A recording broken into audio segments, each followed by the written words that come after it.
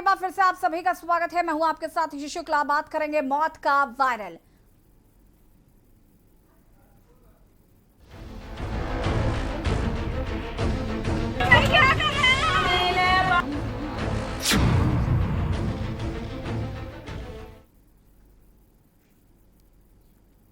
उत्तर प्रदेश में इन दिनों viral fever का प्रकोप बढ़ता जा रहा है। फिरोजाबाद, मथुरा, कासगंज, आगरा, लखीमपुर खीरी, जौनपुर, जालौन समेत कई जिलों में वायरल फीवर के साथ डेंगू, मलेरिया और निमोनिया ने अपना पैर पसार दिया है। सिर्फ फिरोजाबाद, मथुरा और कासगंज और आगरा में ही करीब 100 मौतें हो चुकी हैं। फिरोजाबाद के डीएम ने लापरवाही के आरोप में एक और डॉक्टर को सस्पेंड कर दिया है। जौनपुर व सीतापुर सहित कई जिलों में भी वायरल फीवर ने कई लोगों की जानें ले ली हैं। देख रिपोर्ट। उम्र लगभग 12 साल जो सामुदायिक स्वास्थ्य केंद्र बदलापुर में आया था, इसकी जांच की गई तो डेंगू पॉजिटिव आया और इस समय बनारस में किसी प्राइवेट हॉस्पिटल में एडमिट है और 50 घर का सर्वे हो गया है इनके परिवार। जालौन में रहस्यमय बुखार का प्रकोप साथ ही तेजी से बढ़ता जा रहा है। वही इस रहस्यमय बुखार के उचित कारणों का पता नहीं चल पा रहा है। डॉक्टर अभी भी इस बुखार का कारण जानने की कोशिश में लगे हुए हैं। जिला चिकित्सकों की माने तो डेंगू के 2 मरीजों की पुष्टि हुई है।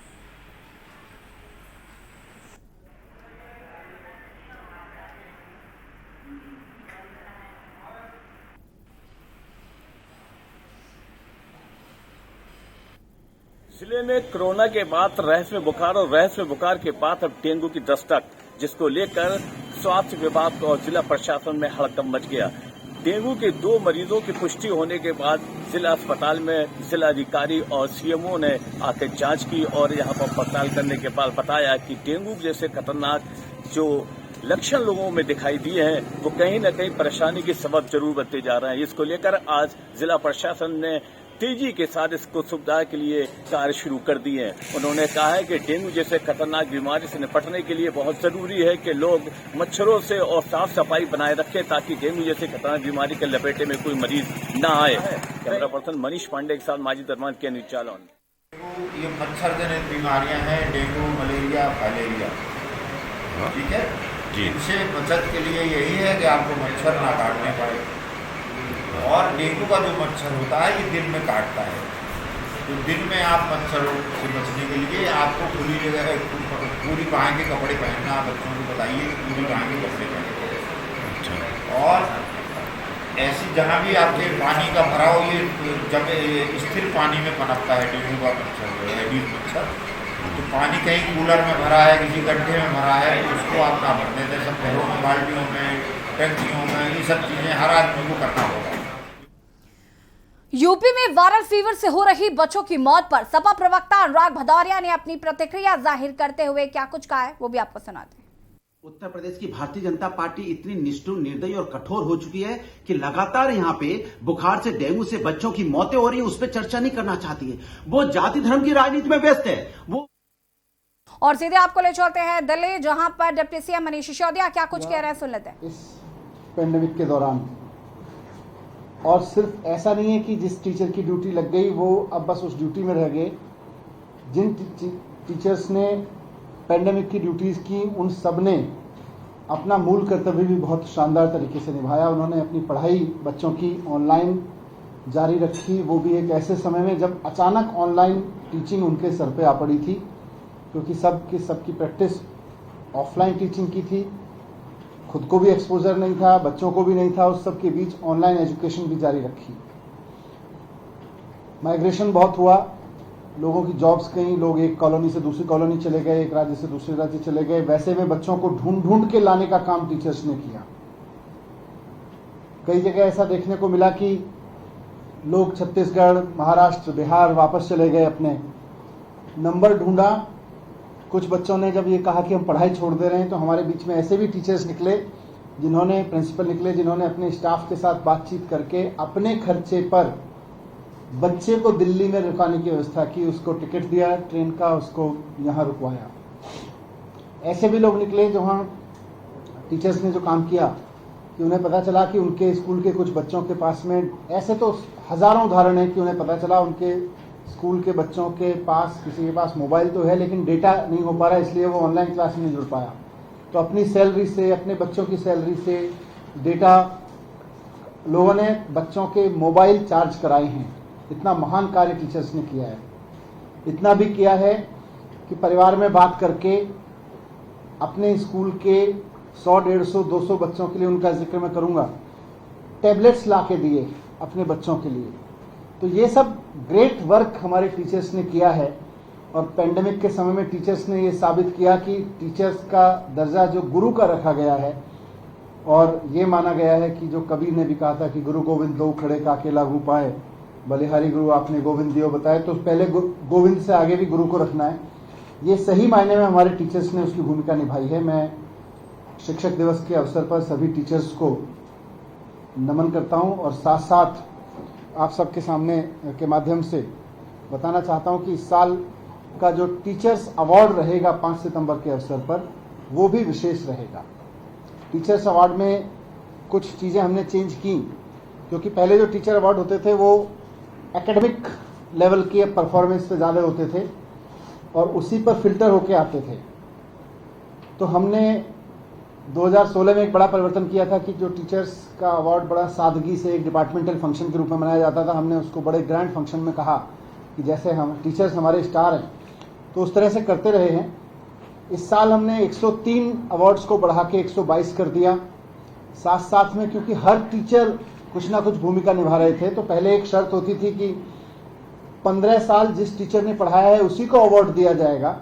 तो एक तरह से पिछले 15 साल के एक्सीलेंस एजुकेशन में कंट्रीब्यूशन को अवार्ड दिया जाता था, पर पेंडेमिक के समय में तो सबने अलग अलग भूमिका निभाई, इसलिए इस साल हमने उसको ये कहा कि जो 3 साल से साथ में काम कर रहे हैं, टीचिंग के सेक्टर में हैं, उनको ये अवार्ड दिया जा सकता है। गेस्ट टीचर को हमेशा ये माना जाता था भाई गेस्ट टीचर्स को तो एक आध कोई अवार्ड दिया जा सकता है, लेकिन आमतौर पे नहीं होता था। हमने गेस्ट टीचर, प्राइवेट स्कूल के भी कुछ टीचर्स को होता था लेकिन बहुत कम, हमने guest teacher, private school teacher, permanent teacher, सबके लिए ये अवार्ड खोल दिया। साथ साथ में एक एकेडमिक बेस पे जब अवार्ड देते थे तो एक बड़ा चैलेंज रहता था कि एक स्कूल में 3000 बच्चे हैं और एक स्कूल में 300 बच्चे हैं। तो जाहिर सी बात है जिस स्कूल में 300 बच्चे हैं कुल मिला के, वहाँ के टीचर्स के पास में स्पेस नए प्रयोग करने का ज़्यादा है और वो हमेशा अवार्ड में आगे रहते थे। इसलिए इस बार हमने अलग अलग स्ट्रेंथ के हिसाब से स्कूल्स की कैटेगरी बना दी कि 2500 से बड़े स्कूल, उससे नीचे स्कूल, उससे नीचे स्कूल, ताकि हर तरह का काम करने वाले टीचर को अवार्ड में अवसर मिल सके। 2-3 साल पहले मैं बहुत सरप्राइज इंस्पेक्शन पे जाता रहा और वहाँ मुझे बहुत अद्भुत काम करने वाले टीचर्स मिलते रहे। तो 3 साल पहले एक अवार्ड शुरू किया था इस तरह की मेरी सरप्राइज विजिट में, जो बहुत एक्स्ट्राऑर्डिनरी काम करने वाले टीचर्स मिलते थे, उनको हम आइडेंटिफाई करके अवार्ड देते थे 2 टीचर्स को। इस साल हमने face of DOE, face of directorate of education के नाम से 2 अवार्ड और शुरू किए हैं टीचर्स के, जिसमें कोई भी टीचर बहुत उल्लेखनीय काम कर रहे हैं, वो जरूरी नहीं है कि अपने स्कूल में पढ़ाने को लेके ही हों या अपने कैरिकुलम को डिलीवर करने के लिए हों, सिलेबस को, कुछ भी उल्लेखनीय काम कर रहे हैं जिससे हमारे शिक्षा विभाग का मान सम्मान बढ़ता है उनके उल्लेखनीय कार्य से, उनके स्कूल के बाहर भी। वैसा हमने एक नया अवार्ड शुरू किया, फेस ऑफ DOE। तो इस तरह से एक और रेस्ट्रिक्शन थी कि एक स्कूल से पहले ये था कि 4 टीचर ही अप्लाई कर सकते थे, ये भी अच्छा काम करने वाले टीचर्स को मोटिवेट करने की दिशा में बाधा थी। तो इस बार वो रेस्ट्रिक्शन भी हटा दी कि कितने ही टीचर एक स्कूल से अप्लाई कर सकते थे। और साथ साथ में ये क्राइटेरिया बनाया कि कोविड के दौरान जिन्होंने कुछ एक्स्ट्रा ऑर्डिनरी काम किए उसको बड़ा क्राइटेरिया माना जाएगा अवार्ड के लिए। तो इस तरह से हमने जब अवार्ड अनाउंस किए तो पहले ये होता था कि 103 अवार्ड्स के लिए 200 लोग अप्लाई करते थे क्योंकि इतनी सारी रेस्ट्रिक्शंस थी, और उसमें से 103 अवार्ड दिए जाते थे। तो इस बार खुशी की बात यह है कि 1108 एप्लीकेशंस आई और 1108 में से फिर हमने 122 अवार्ड्स हमारी कमेटीज़ ने सेलेक्ट किए हैं। तो मैं उन टीचर्स को जिन्हें ये अवार्ड दिए जा रहे हैं बहुत बहुत शुभकामनाएं देता हूं, और कल इसका एक विशेष समारोह करके हम उनको सम्मानित करेंगे। इसमें हम आपको अलग से प्रेस रिलीज के साथ साथ एक एक टीचर की डिटेल दे देंगे ताकि आपको वो विवरण मिल सके उन टीचर का, उनके उल्लेखनीय काम का, और उसके साथ विवरण के साथ हम अलग से नंबर्स हम अपने मीडिया टीम को दे रहे हैं। अनिल जी और ललित जी वगैरह के पास में रहेंगे, तो आपको इन 22 टीचर्स में से किसी का नंबर चाहिए, आप नंबर ले सकते हैं। मैं जानबूझ के उनके नंबर्स पब्लिक डोमेन में नहीं दे रहा हूँ, पर पत्रकारों को अगर अलग से किसी विशेष टीचर का या कुछ टीचर्स का नंबर चाहिए तो वो हम आपको उपलब्ध करा देंगे, ताकि आप उनसे भी बात कर सकें। आप सबसे मेरी अपील यह है कि टीचर्स ने बहुत उल्लेखनीय काम किया है, तो अपने मीडिया के माध्यम से लोगों तक ये काम भी पहुंचाएं और साथ साथ उनके प्रति एक सम्मान, उनके प्रति एक आभार भी कल अगर अखबारों में, टीवी चैनल पे देखने को मिले तो और उनका मान सम्मान बढ़ेगा, उनके वो बढ़ेगा, उनको हौसला बढ़ेगा।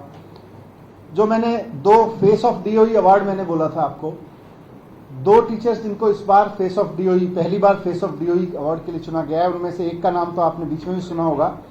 राजकुमार जी हैं जो सितार वादक भी हैं हमारे स्कूलों में शिक्षा के साथ साथ, और उन्होंने 32 घंटे 20 मिनट तक लगातार सितार बजा के गिनीज बुक में अपना नाम दर्ज कराया है। तो हम शिक्षा विभाग की तरफ से फील करते हैं कि राजकुमार जी का ये रिकॉर्ड हमारे लिए भी बहुत मान सम्मान का विषय है, हमारे शिक्षा विभाग के लिए मान सम्मान का विषय है। इसलिए फेस ऑफ डीओई के तहत उनको भी इस बार हम स्पेशल टीचर अवार्ड दे रहे हैं इस वर्ष का। और साथ ही एक और हमारी टीचर साथी हैं सुमन अरोड़ा जी।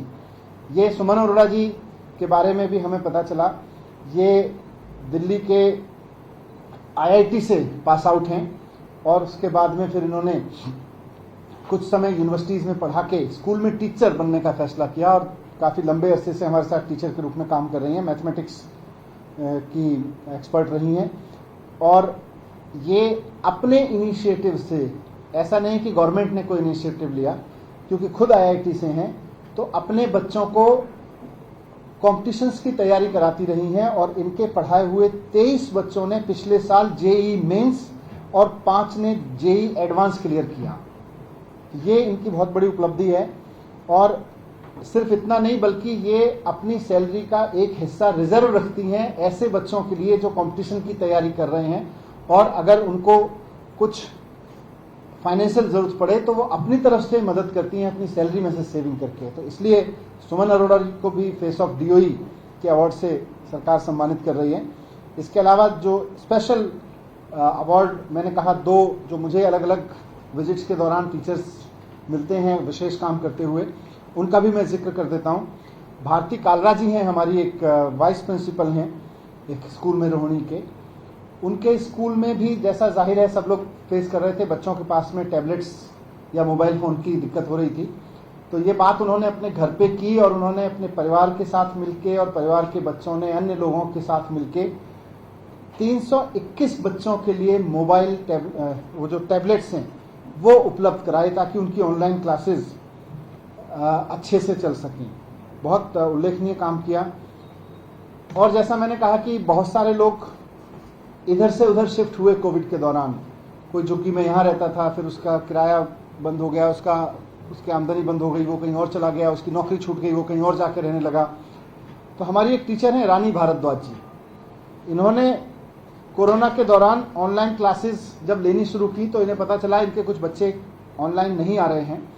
तो ऐसा तो बहुत टीचर्स ने किया कि उनको ढूंढने की मुहिम चलाई, लेकिन इन्होंने अपने 6 स्टूडेंट्स को खोजने के लिए आसपास के किराने की दुकान से लेकर आसपास काम करने वाले मेड्स, घरों में फ्लैट्स में मेड्स काम करती थी, वहां भी जा जा के उनकी मदर्स को खोजा और उसके बाद उनके बच्चों तक पहुंची। फिर उनके बच्चों को सराहना की कि आपका बच्चा पढ़ने में अच्छा है, आप ऑनलाइन पढ़ाइए। बहुत उल्लेखनीय काम किया इन्होंने। इनको भी विशेष पुरस्कार के रूप में इस साल टीचर अवार्ड दिया जा रहा है।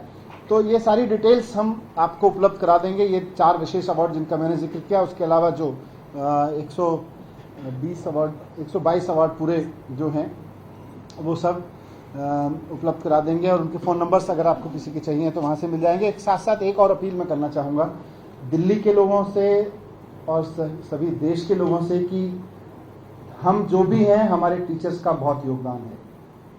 तो कल टीचर्स डे के अवसर पर कम से कम अपने एक टीचर को फ़ोन करके धन्यवाद ज़रूर करें। ज़्यादा को कर सकें और अच्छा है, लेकिन दिल्ली का हर नागरिक, देश का हर नागरिक ये जिम्मेदारी ज़रूर निभाए कि कम से कम। और यहाँ पर आपने दिल्ली के डिप्टी सीएम मनीष सिसोदिया को सुना। जैसे कि हम सभी जानते हैं कल शिक्षक दिवस है, उसके उपलक्ष्य में आज उन्होंने 122 शिक्षकों को अवार्ड देने का सुनिश्चित किया है, जो कि प्रेस कॉन्फ्रेंस के जरिए उन्होंने बताया। उन्होंने कहा कि कल के दिन हम चाहते हैं कि देशवासियों से भी उन्होंने अपील की है कि अपने एक शिक्षक को कम से कम उन्हें फोन जरूर करें, उन्होंने धन्यवाद जरूर करें। फिलहाल वक्त हो गया छोटे से ब्रेक का, जल्द हाजिर होता है। आप देख रहे हैं के न्यूज, खबरों का सारथी। पर ये दिल है कि चख रहा है उन्हीं अल्फाजों का नूर और नूर और नूर। दूर कितना भी जाओ, इस जुबान से दूर ना जा पाओगे। विमल, बोलो जुबान केसरी। आप देख रहे हैं के न्यूज, खबरों का सारथी।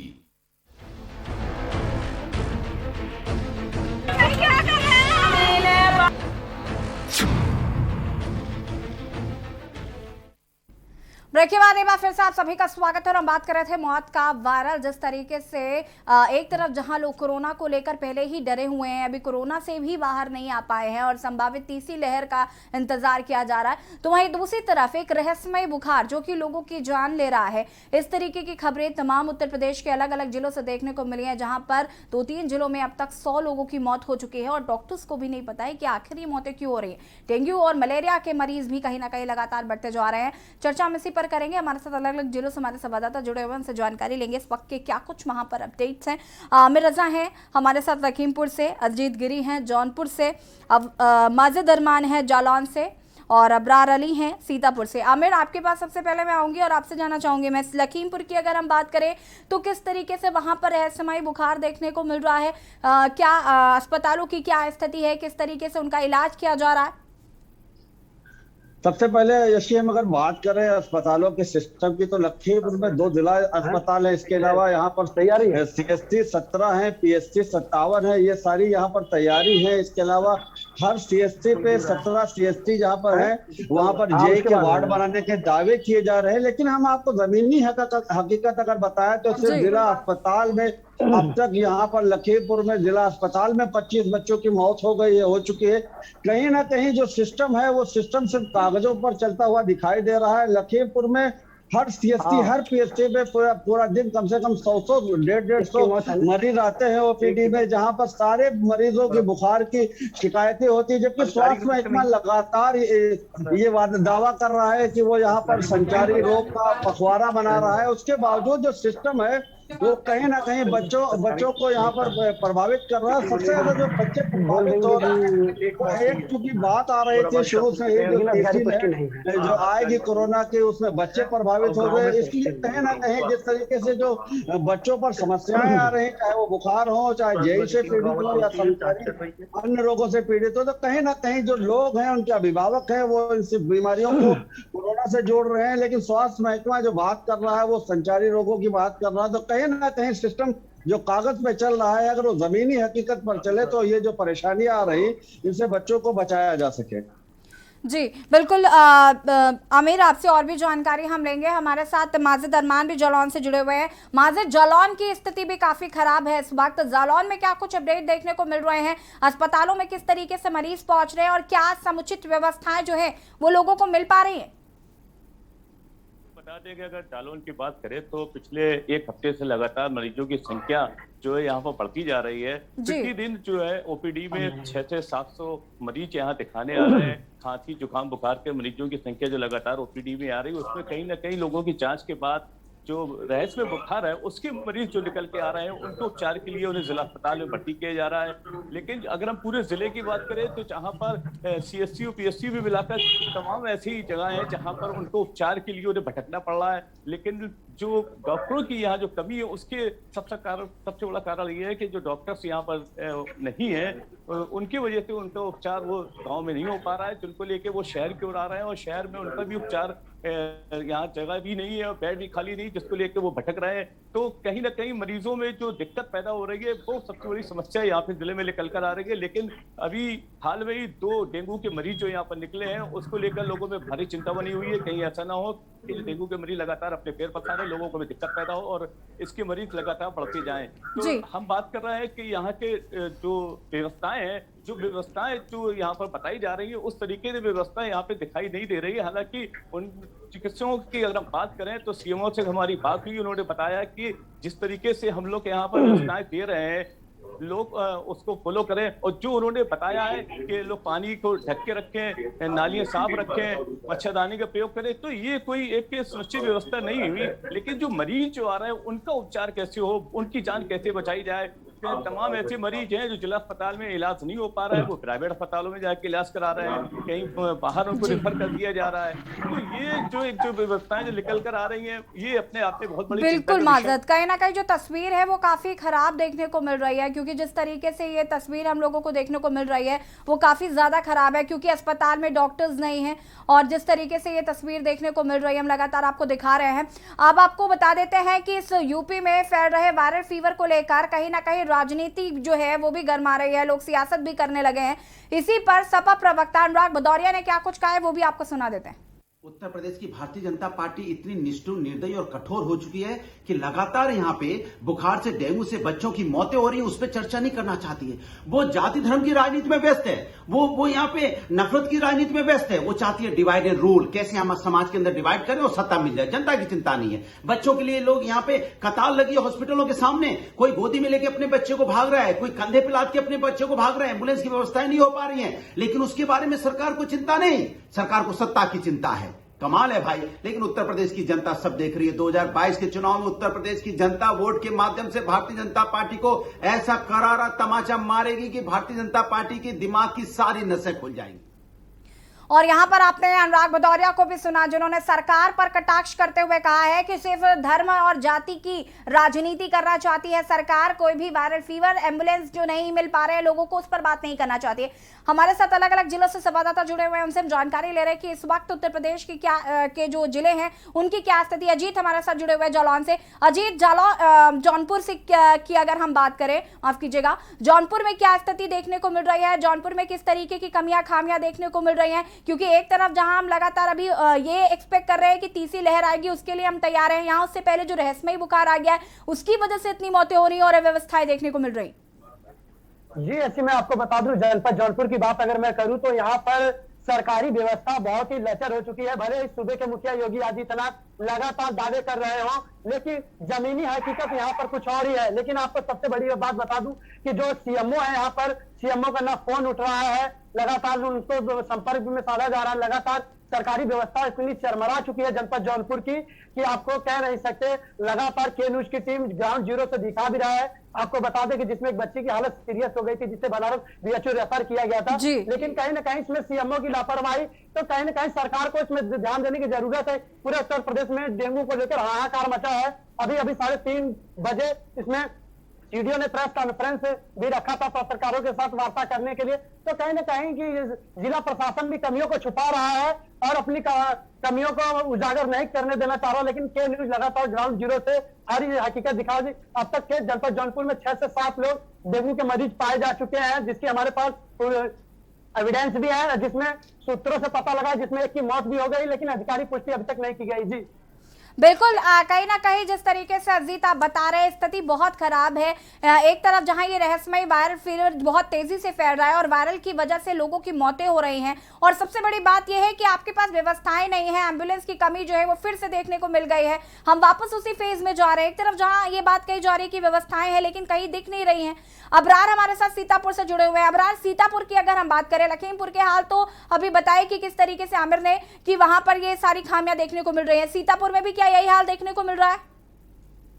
अगर सीतापुर की बात कीजिए तो लगातार यहाँ भी वायरल फीवर लगातार बढ़ता जा रहा है। ऐसे कई गाँव है जहाँ पर ऐसी बीमारी फैलती जा रही है, और यहाँ पर स्वास्थ्य व्यवस्था की बात की जाए तो बहुत ही लाचार दिख रहे हैं। क्योंकि जो यहाँ के ऐसे कई एहलिया ब्लॉक के एक बसेती गांव है जहाँ पर एक हफ्ते में लगभग 1 दर्जन लोगों की मौत भी हो चुकी है और 50 से ज्यादा लोग बीमार पड़े हैं।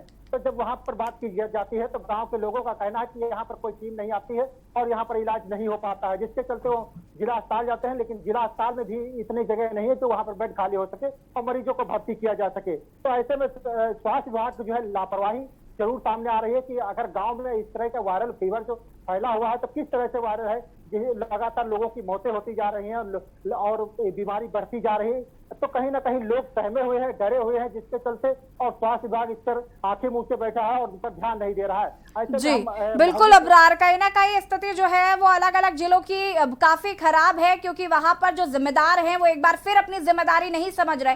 फिलहाल आप सभी का बहुत बहुत शुक्रिया हमसे जुड़ने के लिए और तमाम जानकारी देने के लिए। हम यहाँ पर मौत के वायरल की बात कर रहे हैं, एक तरफ जहां हम ये उम्मीद कर रहे हैं कि कोरोना की संभावित तीसरी लहर आने वाली है, उसको लेकर सारी व्यवस्थाएं पूरी हैं, लेकिन कहीं ना कहीं ये जो रहस्यमय वायरल बुखार है ये लोगों की जान ले रहा है और अभी भी लापरवाहियां जो है वो भी लगातार देखने को मिल रही है। कहीं पर एम्बुलेंस नहीं मिल पा रही है, तो कहीं पर बेड नहीं मिल पा रहे, कहीं पर डॉक्टर्स नहीं मिल पा रहे, तो कहीं ना कहीं स्थिति काफी खराब है और सियासत भी कहीं ना कहीं गरमा रही है। जो विपक्ष है वो लगातार सरकार पर हमलावर हो रहा है। फिलहाल खास पेशकश में इतना ही, देखते रहिए के न्यूज़ इंडिया। नमस्कार।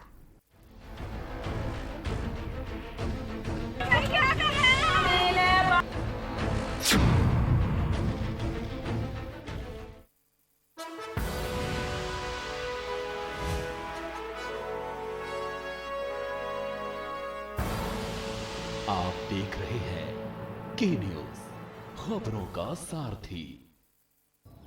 19 मार्च का दिन मुझे भूल नहीं सकता। डिपार्टमेंटल ऑर्डर आया था